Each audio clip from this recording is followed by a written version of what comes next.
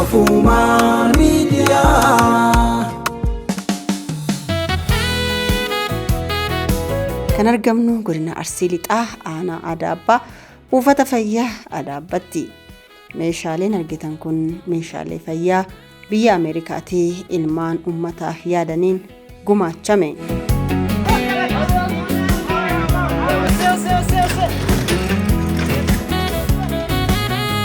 Aadde Ruufoo jiruu fi obboleettiisii Aadde Saadaa jiruutiin karaa dhaabbata JJ Foundationitiin buufataalee fayyaa aanaa Adaabbaaf yaadamee dhufedha. Kuni ammoo marsaa lammaffaa yoo ta'u konteenarri tokko dhihootti raabsamee jira. Ilmi tokko kan biyyaaf yookiin ammoo kan biyyooti jedhama. Ilmaan biyyaa warra biyyaaf biyyoof yaadan ta'anii maatii fi ofiif akkasumas ollaaf biyya isaaniitiif warreen yaadanidha. Kanneen immoo ilmaan biyyooti jedhaman ofiifis ollaafis biyyaafis maatiifis otoo hin ta'in bakka dhufanitti kan deebi'an ilmaan biyyoo jedhamu. Kun egaa sirna keessattis aadaa keessattis ilmaan jajjaboon yoo faarfaman yoo galateeffaman haala kanaan ni ibsama. Baganagaan dhuftan dursa kabajamtuu Aadde Masarat Dhaabaa hundeessituu miidiyaa Soofumarii fi gaazexeessituu miidiyaa Soofumar kabajamoo Obbo Hussein Muhammad itti gaafatamaa waajjira jallisii fi deeggaraa aanaa keenya kabajamoo Obbo Abbee Diboo itti gaafatamaa waajjira paartii badhaadhina damee aanaa keenya kabajamtoota koree qindeessituu kabajamtoota hoggansasii argamtan kabajamtoota jaarsolee biyyaa abbootii amantaatii fi abbootii gadaa kabajamoo Obbo Shimallis itti gaafatamaa waajjira fayyaa aanaa keenya. Meeshaan amma argitan kun marsaa lammaffaadhaaf meeshaa dhufeedha. Marsaa duraas kontiraaniin akkanaa kun meeshaa yaalaa gugurdaa meeshaa yaalaa biyya keessatti hin argamne.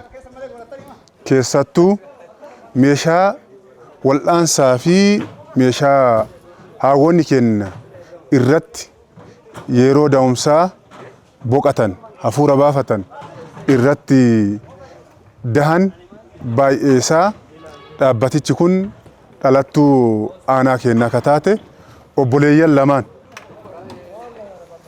Aadde Ruufoo Jirruutii fi Saadaa Jiruu warri jedhaman kun ijoollee asit dhalatanii biyya kanaaf yaaddanii yaaddoo keessa seenanii yeroo baay'ee ilmi namaa kun gaafa dhalatu biyya dhalataa gaafa biyya irraa deeme immoo biyya dagata.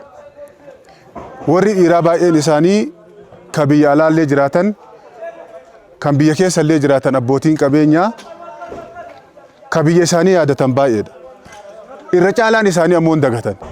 Haa ta'u malee ijoolleen kunniin dubartoonni kunniin biyya irraa baane lafa irraa kaane bakka amma geenne kanatti hin dagannu jedhanii akka amma isin argitan kanatti meeshaa mallaqaan osoo tilmaamame miiliyoona 20 ol ta'u dhangalaasanii geejjibsiisuu irraa hanga meeshaa nuu kennuutti asiin nu ga'anii jechaadha. Amma dursa rabbii keenya galanni haa ga'u.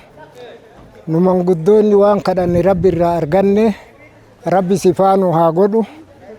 Shamara keenya irraa arganne ijoollee dhiiraa irraa arganne daanyaa gaarii arganne qabbana rabbi nuu godhe sifaa rabbi yaa nuu godhe yaa rabbi sifaa nuu godhe yaa rabbi sifaa nuu godhe yaa rabbi sifaa nuu godhe amma aj deebina rabbiin nagaa nu bulche nagaa nu haa oolchu rabbiin ulfeessee nu salphisin amma ijoollee tana yoo taate Ruufoon tun Jiruu Haaji Sheekoo Lolee Waaqoo Ejersaati. Harotti dhalatte asitti baratte akkasumaan asii deemte. Dhaamsi nu dabarfannu ijoolleen dhiiraa ta'ala baate nu yaadanne akka shamarri keenya nu yaadate kanatti. Akka kanan nu haa yaadatanii kana du'aayii goona nu waan abaarru du'aayii bicha facaafna. Akka nu yaadatan akka isii ijoolleen nu taate sanniin illee rabbi nu haa goosisu qalbii itti nu haa kennu jaalala biyyaa rabbi haa kennuu fi rabbi kenna kadhanna. Amma kanarraan rabbiin yoo waa tokko rabbi namaa kenne itti shakkaran. Yoo itti shakkaran rabbi itti namaa dabala. Mee nu argisiifte nu kennite rabbuman nu kenne isin asbaaba taate yaa rabbi galanni si haa ga'u. Yaa rabbi waan hafe nu dabali. Yaa rabbi nu dabali. Yaa rabbi nu dabali. Yoo hagana jedhe anamma nama guddaa ijoollee tana umrii haa tursiisu. Sirna walharkaa fuudhiinsa meeshaalee yaala fayyaa kana akka as ga'uuf kanneen milkaa'ina kana keessatti hirmaatan keessaa tokko Yuunivarsiitii Harommayaa yoo ta'u, kana malees immoo dhaabbanni Kiyuur akkasumas Islaamic Relief jedhamanis gahee isaanii ba'atanii jiru. Sagantaa walharkaa fuudhiinsa meeshaalee kanarratti kan argaman bulchaan bulchiinsa aanaa Adaabbaa obbo Abdulkariim Kadirii fi hoogganaan waajjira paartii badhaadhinaa damee Adaabbaa obbo Abbee Diboodha. Dabalataanis immoo hoogganaan waajjira fayyaa aanaa Adaabbaa obbo Shimallis Fayyisaas sagantaa kanarratti argamanii jiru. Dabalataanis maanguddoonni biyyaa, jaaroleen adda addaa fi jiraattonni aanaa Adaabbaa gandoota adda addaa irraa walitti bahan argamanii meeshaa kana yeroo walharkaa fuudhiinsaatti ijaallalanii arganii akkaataa gandaanii ammoo yeroo qoodamus ta'anii taajjabanii jiran.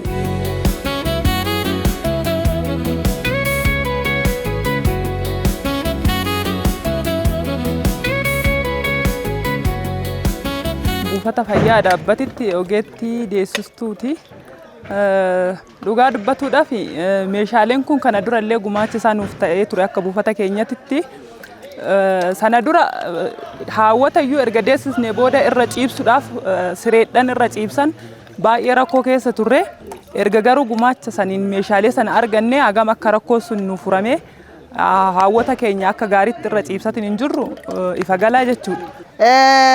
Adderuufoo fi akkasumas obboleettii si guddaa galateeffachuu fedha. Ani amma sababa ishiin dhufe irra jireessa jecha. So baay'ee hojjetaa turanii dhaabbilee dhaabbilee amma asirratti argitan kana Harommayaa Yuunivarsiitii dhaabbata Kiyuur jedhamu fi dhaabbileen kan biraas waliin jiranii Islaamic Relief kan jedhamullee jira. Dhaabbileen kun baay'een isaanii warra biyya alaa jiranii naannoo dhalattoota Oromiyaa keessaa iddoo garaagaraatti dhalatanii yeroo jalqabaatiif gara Baddannoo deemnee turre hospitaala Baddannoo Harargee Bahaa Harargee Bahaa deemnee turre eegasanii kaasanii baay'ee gargaaraa turanii faranjoota illee gara biyya kanaa fiduutiin akka uummata kana laalan taasisaa turanii. So meeshaan kun amma waan salphaa isinitti fakkaachuu hedaa ta'a garuu waan guddaadha. Kana qofa fe'uuf gara doolaara 50,000 olii baasan. Inumaan argamu meeshaawwan akkasii amma hospitaala gurguddaa Finfinnee keessa jiran keessa argama. So warri as jirtanii uummatee waan as jirtaniif sirriitti kunuunfachuu qabdanii, sirriitti itti fayyadamuu qabdanii, ogeessonni fayyaa jiraatanii tajaajila haadholiitiif kan ergamedha. So isa sirriitti akka fayyadamtan isinii dhaamuu barbaada. Kabira ammoo diyaaspoorota ilmaan Oromiyaa fi Oromoo biyya alaa jirtan uummata keessan akka yaadachuu qabdan yaada isinii dhaamuu barbaada. Tokko tokko biyya miti haadhaaf abbaallee dagatee ka jiru inuma jira. Ammoo karabbi qalbii kenneef biyyallee yaadatee akkanatti eebballee fudhata. Ammallee du'aa imaan yeroo hunda qalbii keessaniin yaadadha warra isin yaadatan kana rabbillee akka isaan yaadatuu fi isiniin jechuu fedha. Ruufoonni saayintistii cimtuudha. Nama barnootaan illee bakka guddaa geesse ammoo carraa baadiyyaa aanaa kana keessa baadiyyaa keessaa baatee bakka guddaa carraa rabbi kennee fi biyya Ameerikaatti barattee sadarkaa kana geesseedhaan taluma keessanii jecha akkasiin guddistan. So akka galata galchitaniif barbaada irra deebiitiin cabdanii yookiin ililchanii.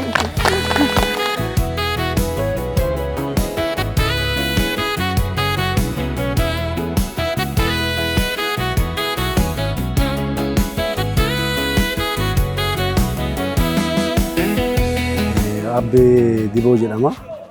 Hoogganaa waajjira paartii damee aanaa Adaabbaati. Akkuma beekamu Adderuufoon dhaabbanni JJ Foundation kun bara darbeerraa kaasee aanaa keenya keessatti keessattuu buufataalee fayyaa waajjiraalee fayyaati wal qabatee rakkoo buufataaleen fayyaa kenna. Even gama qorichaatiinis meeshaalee yaalaatiin qabu wal qabatee baay'ee nu deeggaraa turte jechuudha. Keessattuu akkuma argaa jirtan meeshaa yaalaa Aadde Ruufoon yookiin dhaabbanni JJ Foundation nu dhiyeesse kun meeshaa baay'ee guddaa biyya keenya keessatti argamuu hin dandeenye. Qarshii guddatti tilmaamamu waan ta'eef akka paartiitiitti galata guddaa qabnaa fi keessattuu akkuma beekamu mootummaan paartii badhaadhinaatiin hoogganamu fayyaa irratti xiyyeeffatee hojjetaa jira jechuudha. Keessattuu tarsiimoo fayyaa dursanii dhibee ittisuu eegaa dhibeen qabamanis yaalamanii akka fayyaniif tarsiimoo garaagaraa baasee hojjechaa jira. Meeshaa adda dhiyaate kun waan akka paartiitti akka mootummaatitti tarsiimoo qabannee deemaa jiru kan nu deeggaru waan ta'eef kanaaf baay'ee galata guddaa qabna. Akka paartiitti yeroo ammaa mootummaan keenya jechuudha.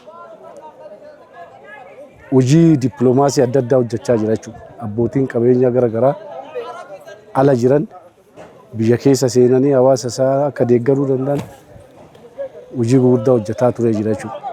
Keessattuu sirnoota darban keessatti daasforaan biyya keessa seenanii hojjetanii carraan argatanii amma mootummaan keenya haala mijeessee seerota adda addaa qajeelfamoota adda addaa sirreessee daasforaan biyya keessa seenee hojii misoomaas akka hojjechuu danda'u namas akka gargaaruu danda'u dhaabbilee garaagaraas akka gargaaruu danda'uuf haala mijeessee jira waan ta'eef kanaaf nu akka paartiitti meeshaan adda dhiyaate kun meeshaan yaalaa dhiyaate kun rakkoo fayyaa aanaa keenya keessa jiru baay'ee kan nuuf furu waan ta'eef kanaaf galata guddaa fi qabnaa kabajamaa ulfaadhaa ammallee harkin keessan nurraa cituu hin qabu deeggarsa biraas gama barnootaatiinis jechuudha.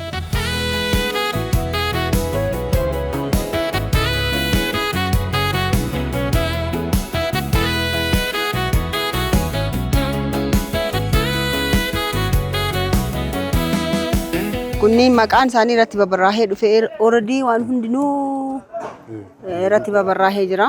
So akkasika kana kan godhu namoota muraasa dhaabbileen kunniin waliin ta'uutiin haala kanaan waan uummata keenya deeggaraniif guddaa galateeffachuu barbaanna. Nutis immoo hawaasa keessatti argamne gammachuu hawaasaa kennaa namoonni akkasii kennan kana jajjabeessuu galatoomi jechuuf argamuun keenyadha. Ammallee hin buune masqaliillee ganda masqalii kan jedhamu jira gandi washaa hulluqqoo kan jedhamu jira. Sanadha haaluma wal fakkaatu konteenarri tokko kana dura kennamuusaa nutti himanii jiranii amma fixaa jiru fakkaata. Ganda garaa dilloo kan jedhu sin jira. So naannoon kun egaa buufata fayyaa aanaa Daabbaati.